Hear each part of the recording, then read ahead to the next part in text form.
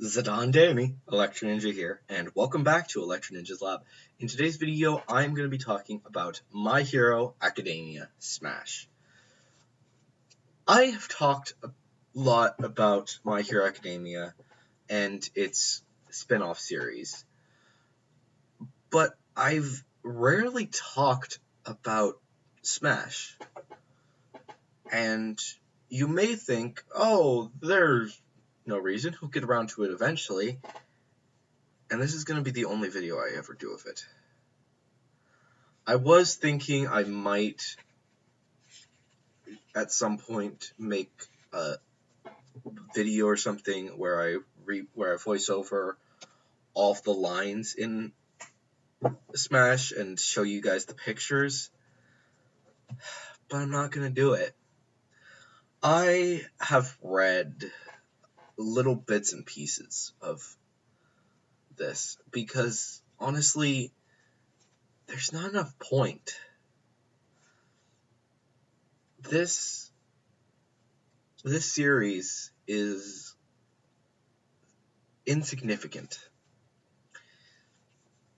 While School Briefs tells a completely new story that, while it is connected, it doesn't necessarily have to be canon, and if it is, cool. It's a new story that we get to see in our minds rather than coming to life on the page, which, honestly, I love books that have less pictures because it helps us to actually understand that these things come to life in our minds a little bit more, and it's honestly great for imaginative people to read books. And My Hero Academia Vigilantes, it's a great series that honestly deserves its own anime adaptation. In fact, I wouldn't be surprised if before long they do actually write a My Hero Academia, they create a My Hero Academia anime. I'm pretty sure that it will actually begin next year with the trailer for it being in this season of My Hero Academia Normal. But we don't know. We honestly have to wait. But Smash is not something like that. If you guys have seen the whatever you want to call that isekai anime, I don't know what it's called. The one with all the chibi characters from every single isekai, like Overlord, ReZero. I'm pretty sure that there's some Tanya the Evil in there. All those things that most of those shows I haven't actually watched. But the point is, it's like that, but worse. This just cares about the My Hero Academia cast. And if you actually look at it, there's really not much to be said. There's like little bits and pieces in this that are like, oh, this is kind of funny and fun-ish, I guess. But is it worth it? Like, each there's literally this one thing right here that's somewhat connected to the next few pages, but that's it. Almost every single one of these is basically its own story, and it feels weak. Like, it's basically just a whole bunch of running gags that don't really mean much. Honestly, if we were to compare it to something else that's popular, then I would say it's the equivalent of comparing Teen Titans to Teen Titans Go. And that's not an exaggeration. It basically just uses the characters in stupid, funny ways that, honestly, nobody really needs to see. So, do I suggest that you get the manga? Maybe. What I suggest is, if you are going to pick up My Hero Academia Smash and you have any interest in it at all, like you have a slight inclination and you want to see what it's like, go online and look for the cheapest version of it that you can find. And I'm dead serious. Get the cheapest version you can find, because it's not worth it to spend very much on this.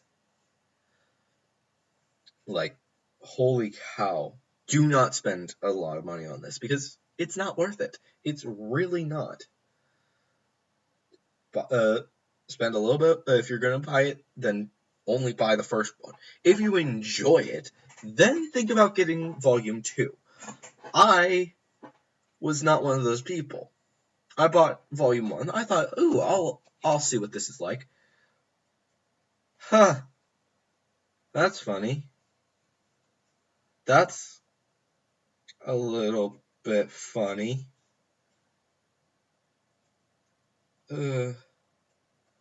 Okay, that's just stupid. That's actually really... Why? Why did you do this?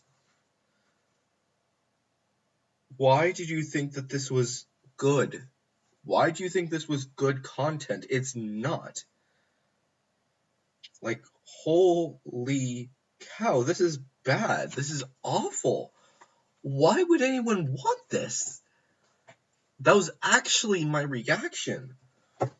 I thought, you know what, maybe I'll get the second volume just to see. No, it's still bad. It's still bad.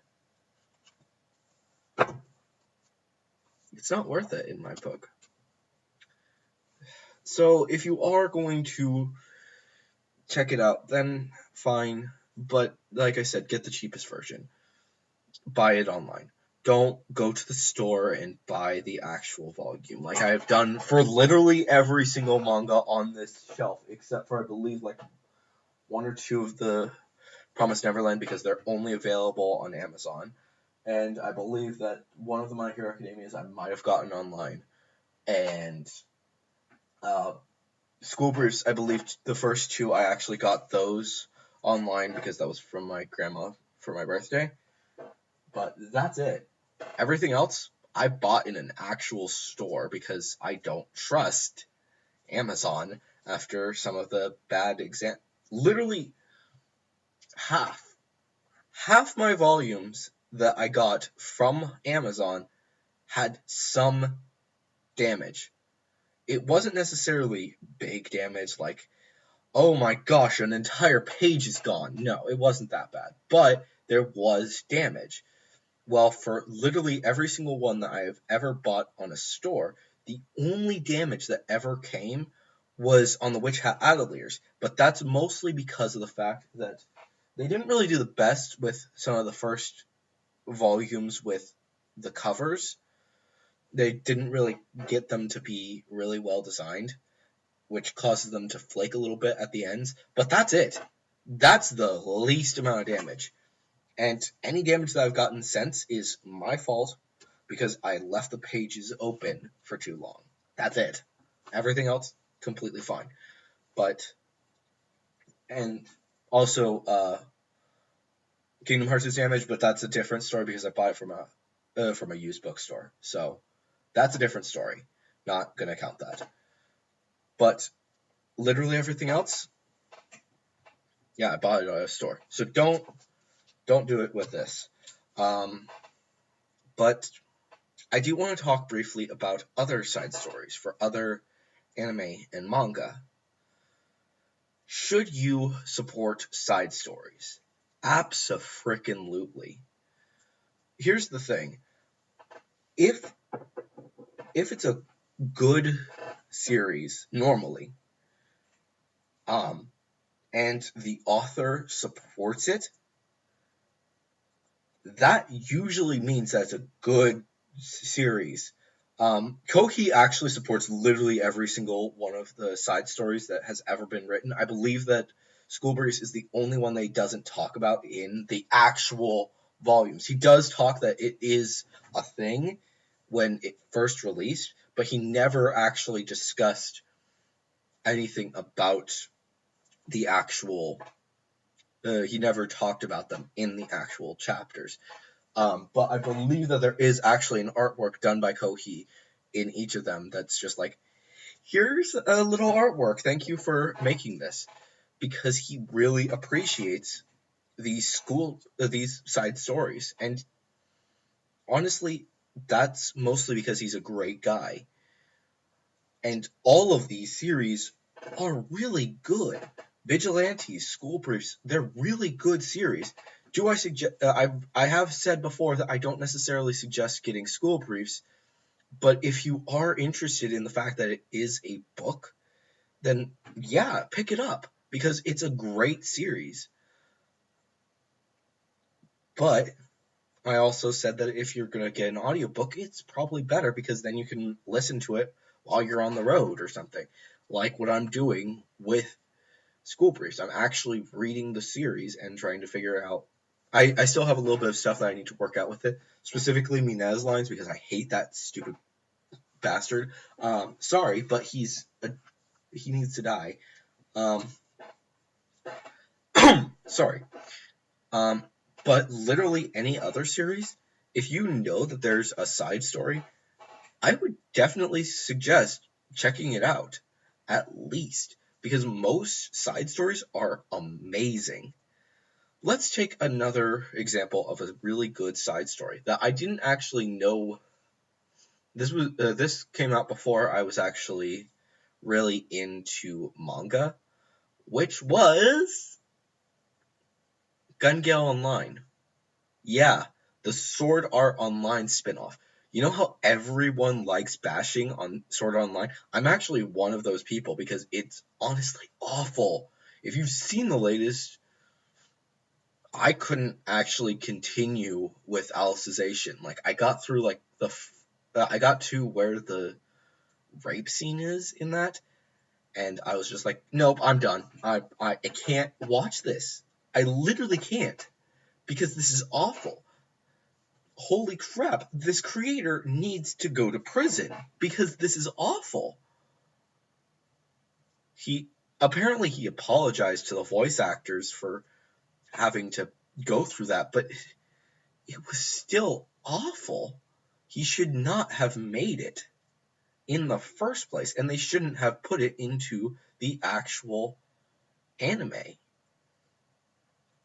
But alternate Gun Gale Online, now that is a great series.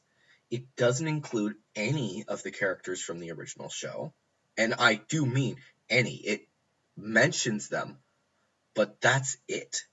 It's a completely separate story that develops its characters extremely well.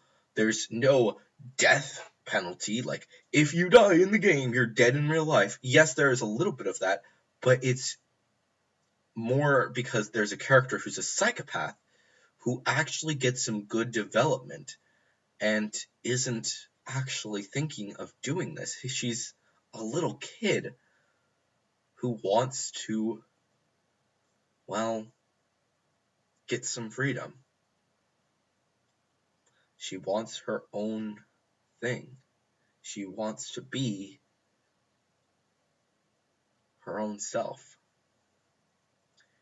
And she may be psycho, but she's still a good character. These characters get development, which is more than we can say for the actual Sword Art Online cast. Like, Kirito is just getting more of a harem, let's be honest. And this Yu-Gi-Oh! Or whatever the fellow's name is, I don't even care. He's gonna get his own harem soon. Let's be honest, that's probably what's gonna happen. The guy wants to tell love stories, but he's really failing miserably at it. Like, dude, take it from it. Learn how to write a love story. Like, talk to, I don't know, literally anyone who's written a love story. And that, even frickin' talk to Kohi Horikoshi, because he is writing a better love story than Sword Art Online.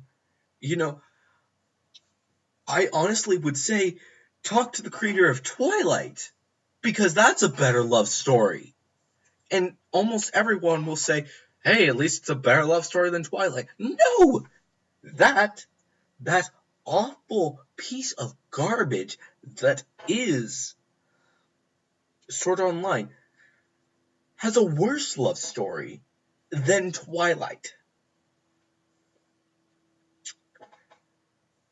I don't even know what to say. But then there was the side story, Gun Gale Online, which was actually what made me think, maybe I'll give Alicization a chance. And then regret my decision immediately. Watch the alternates. Read the side stories, because those are honestly better. So if you guys do know of a side story, then definitely check those out, because most of the time, they could be as good or better than the actual manga.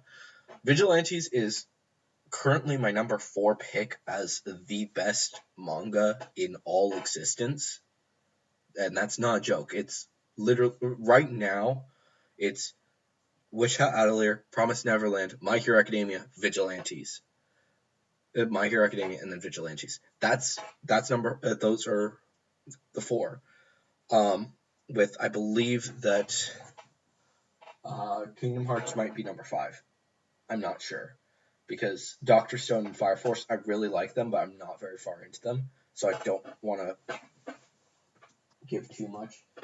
But I love almost every single manga that I've bought, and I'm sad that I still haven't filled up my manga shelf. So, yeah. I'm sorry, I've been going on a rant this entire video. So if you guys are going to pick up a side story, then definitely do. But if it's going to be something like Smash, look at it before you buy it. Like, if you're going to... so what I suggest is, first, while you're at an actual store picking up literally any of these other amazing series, look briefly at My Hero Academia Smash, if it's there. If it's not, then oh well. Don't worry too much. Read it and be like, oh, yeah, this is bad. Or, oh, this is actually kind of funny. Then buy it. If you actually think that's interesting, then buy it online using the cheapest version.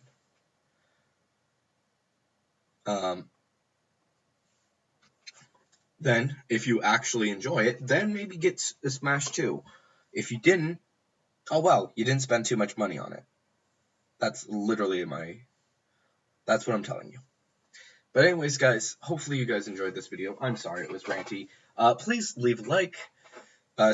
Please, if you enjoyed this video, if you have any theories about other future stuff, about literally anything that I talk about on this channel, then definitely make sure to use the hashtag theory review. And of course, if you guys are new, please subscribe and ring that notification bell.